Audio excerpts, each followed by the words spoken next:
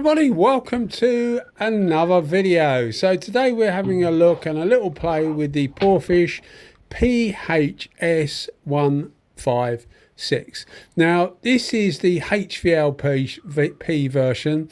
There's two in what I would call this family of PHS guns. There is another one, the PHS135, but it's a lot lower. Well, it's half the price, and it's a cheaper made gun. So for me, the family of these is the PHS155 and the PHS156. Now I'll put a link in the description of the video.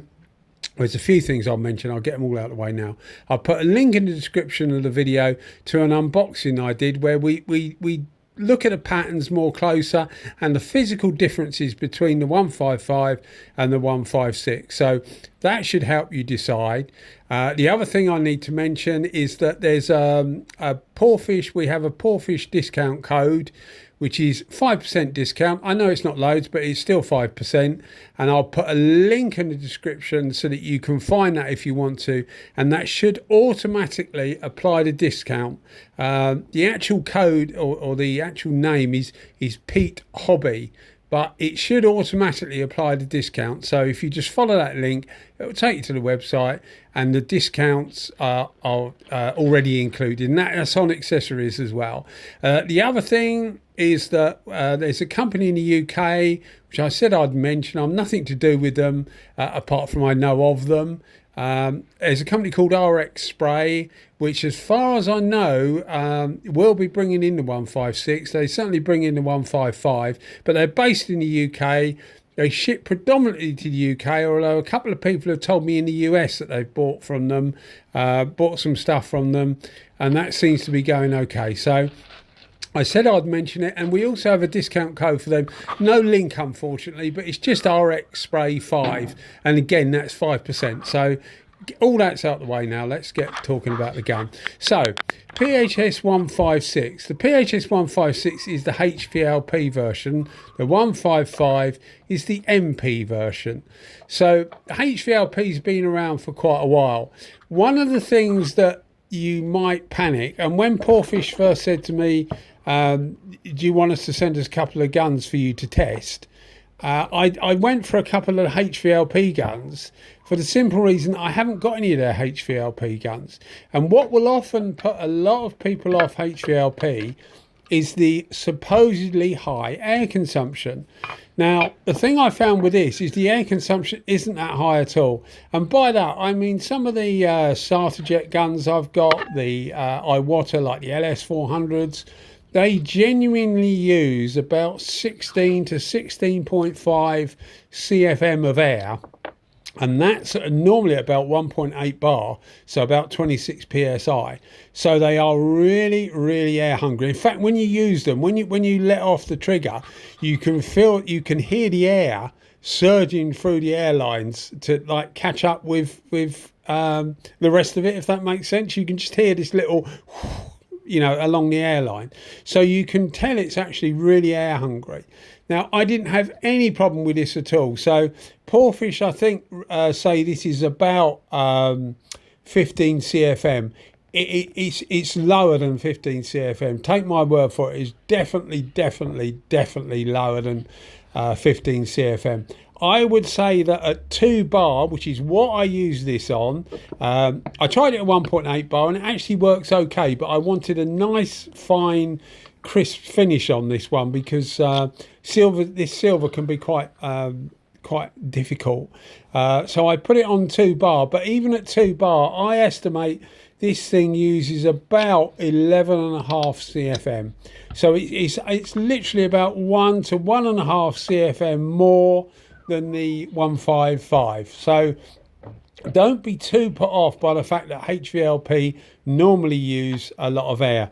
Porphis also sent me the PC416, which is a HVLP gun, and I found exactly the same with that. It doesn't use anywhere near the amount that some HVLP guns use. So the idea I think would be, what I think would be a good combination would be having the HVLP for base coat, like we're using it here, and the MP version for clear coat. I don't know whether they do a kit actually with the two of them together in a, they normally do them in a little case, and you get the PPS Mark 1 adapter and a cup and a few other bits and bobs. I didn't look, bad homework really, I guess, but I didn't look to see whether they did. But that would be a good combination, because you could then have a separate base coat gun and a separate clear coat gun, and it still wouldn't break the bank. I think when I looked at these, well, I bought one of the 155s the other day, using my discount code, funny enough, and that is a 1.8, which is basically for high build primer, but that was 103, I think, US dollars, and this is about 120. So the two of them together would be somewhere in the region of about 200 GB pounds, so about 230 US dollars, something like that. And they're very, very well made guns. They're not as good as the PRD series, and I don't think you would expect them to be, because they are cheaper. A quick story, I know this is a relatively short video, but a quick story. When I first contacted Porphis, which is about 3 years ago now, believe it or not, to try and buy some of their guns, the PHS155 came out about a year after I'd bought the first lot of few guns, the PRD guns and things like that, and I was really happy with them and really raving about them. Anybody who watches channels know I was raving about them, because they're really good guns, very, very well made, and not overly expensive, and you can get parts for them. You know, it's a good setup really. So I was raving about them, and then they bought a PHS155, which is the version before this, the MP version that I was telling you about. And I made inquiries about buying one. This was before they had a website. There was no sort of like link to use or anything like that. There was no website. I just had to email them and try and, you know, buy one of these things. And what they said to me was, you might be disappointed. We will sell you one, but I'm not sure whether you'll want one, because it's not as good build quality as the PRD. Anyway, I bought one because I wanted to see, I was more intrigued then, because I wanted to see what it was actually like. And it really surprised me, because the build quality is actually quite good. As I said, it's not up to the PRD standards. And again, look at the video in the link, because it tells you a little bit more about the build quality in that. But it is a gasket-free sealing on the front of the tip. So there's no gasket at the front of the tip. So, performance of the gun, which I know you're probably all waiting for, and I should have got to that nearer the front, but it's actually really, really good. It surprised me how good it was, which made me think this would be a good combination to have with the two. Now, the fan isn't huge. It isn't a huge fan, but it is quite wet, and it is quite regulated. And by that, I mean the difference between the wet of the pattern and the dry no pattern is quite tight, and that tends to give you a good, even laying of base coats or candies or whatever you're doing.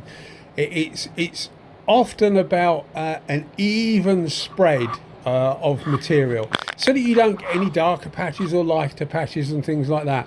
So it really does help to have a good even pattern. And again, look if you look at the unboxing video, when we look at the pattern is really consistent. So for the sort of money you're paying, as I said, about 120 US dollars, or in the UK it's about equivalent to what, 95, £100. Then you'd have to pay some postage. So if you're buying it in the UK, you would pay a little bit more than that, because everything's included in it effectively.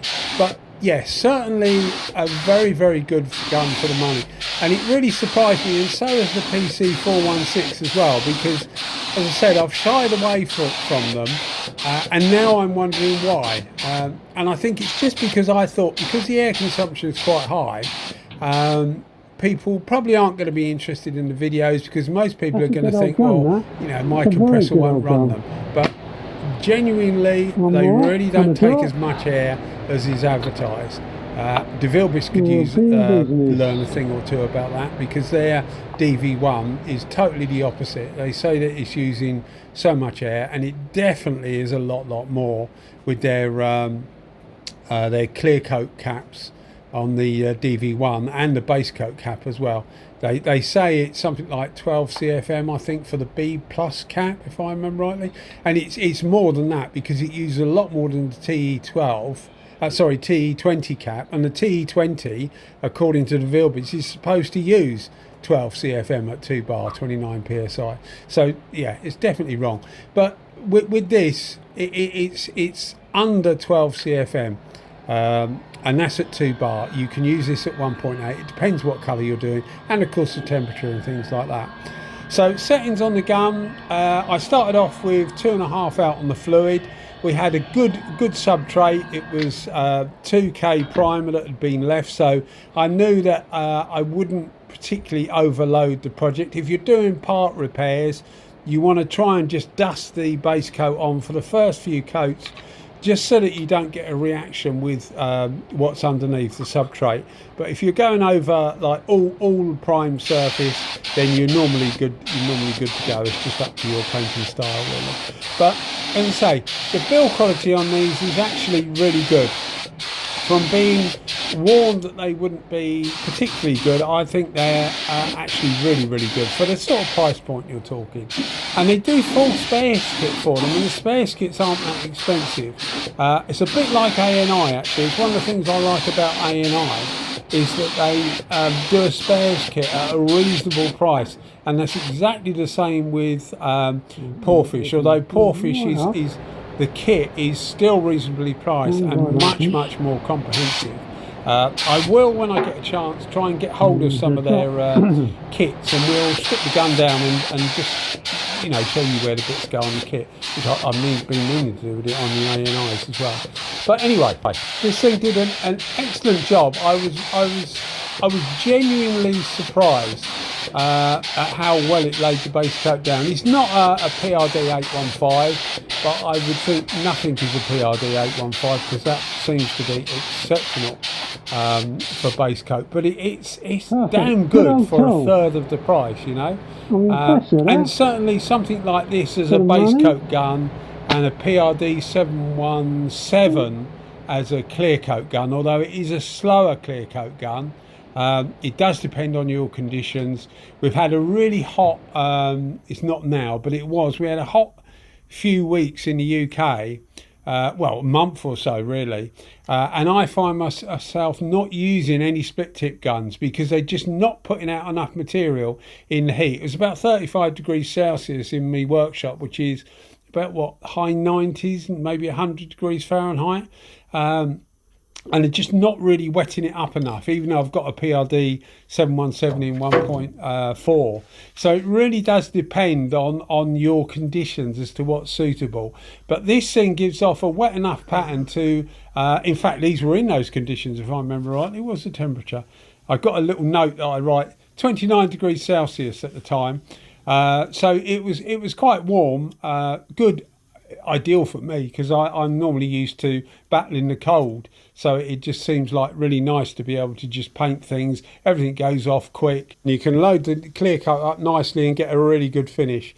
Anyway, this is the end result. As you can see, it's really nice. The pattern you'll see in a second, it's about 9 inches, which is what, about 225 mil. Really nice and tight. Thoroughly recommended. It's a good gun for the sort of money it is. It's a really good gun. Anyway guys, thanks for watching as always. You keep watching them and I'll keep making them. Cheers guys, bye bye.